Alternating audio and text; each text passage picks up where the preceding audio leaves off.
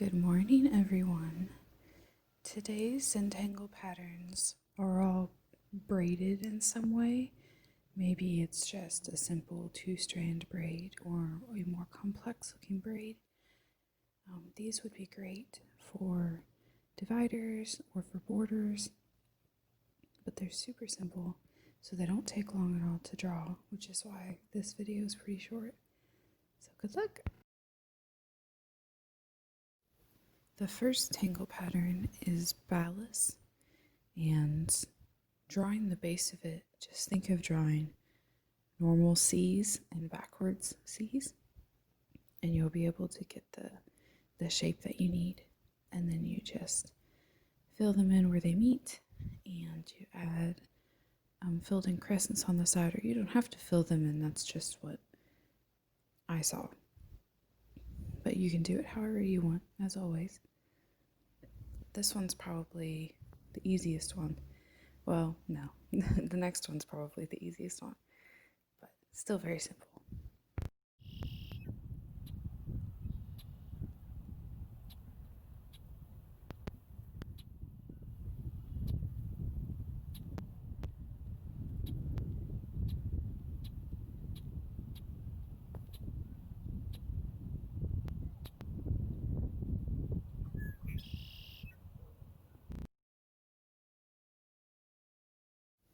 This pattern is called Balbi, and you just draw like these little spirals going down either side, and then you draw circles inside of those, and you split them with a divider of some kind, and then you can fill in half the circle. It doesn't matter which half, or you don't have to fill it in. You could just draw in the lines.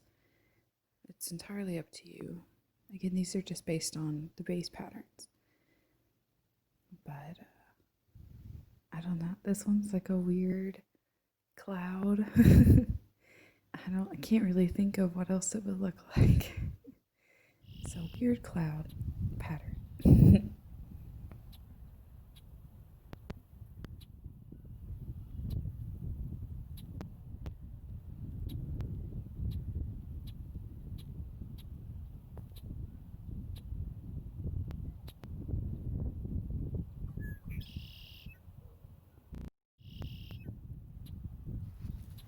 This pattern is called Blink. I'm not sure why, and it doesn't really make me think of blinking, but at the base of it, it really reminds me of in elementary school, everybody drew like these really thick S's, and I'm not sure how that started, but we'd all draw like these really thick looking S's, and you would draw 3 lines on top and 3 lines on the bottom, and then you would connect everything and it would just form this giant S. And that's what this kind of reminds me of. So if you did that in elementary school, shout out to you. But this is kind of like a chain link would be the best way to describe it, and you can fill it in or not fill it in, as always. You could probably link it to other patterns. That would be really cool. But again, very simple. I really like this pattern. It's called Fleavy, and you start out with a squiggle, and then you draw like little leaves or little pebbles along the squiggle, and then you go through with another squiggle that does not cut off the leaves and petals that you drew, so it goes behind them or through them, but does not cut them off. And then you draw more little petals and leaves off of that one, and then you go through with another squiggle, and it just builds these layers and layers of squiggles and petals, as you can see. And it's like a Jack and the Beanstalk. It's a beanstalk, or at least that's what it makes me think of. But it's very flowy, and I think it's cute.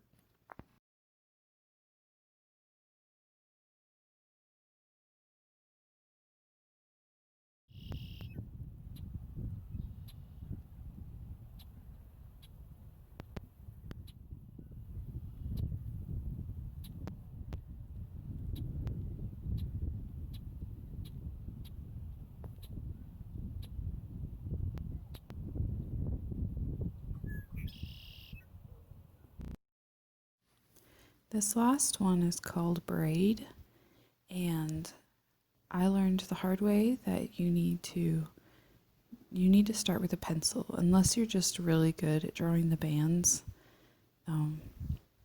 without the guidelines, which you may very well be.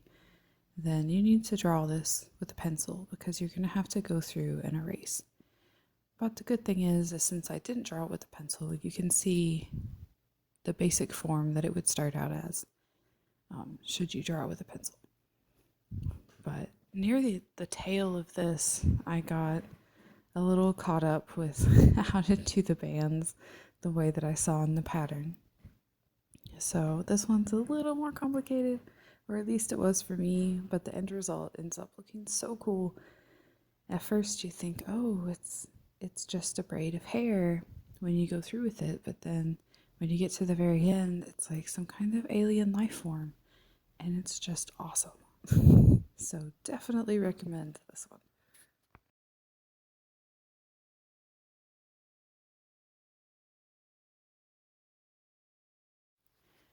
So yeah, draw the base, and then you want to get rid of all of the outlines. You want to get rid of the sides of the bands. You want to get rid of the base that's in between the bands, because the bands are just going to be like floating in the universe. No beginning and no end. And then when you draw the hair-like tendrils in between the bands, you want to make sure that they kind of bulge a little bit, because you want it to look like these bands are holding this together. That if these bands were not here, then these tendrils would just be going wild. Or at least that's how I think of it. Maybe you want to think of it a different way. But yeah, it's just so fun, guys.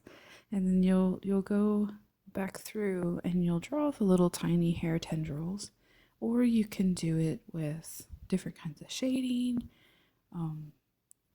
So you don't have to draw all the individual strands. You can just go in and shade it a certain way. But definitely look up what other artists have done with this particular pattern, because like with many patterns, honestly, it just blows my mind. And it's so amazing how creative you can be with it. And I did mess up on one of the bands down there. I see that now. I did not see that at the time, but I see that now. So just do your best and it'll still look really cool. And it's really, really relaxing to draw, which is why we're all here, for relaxation.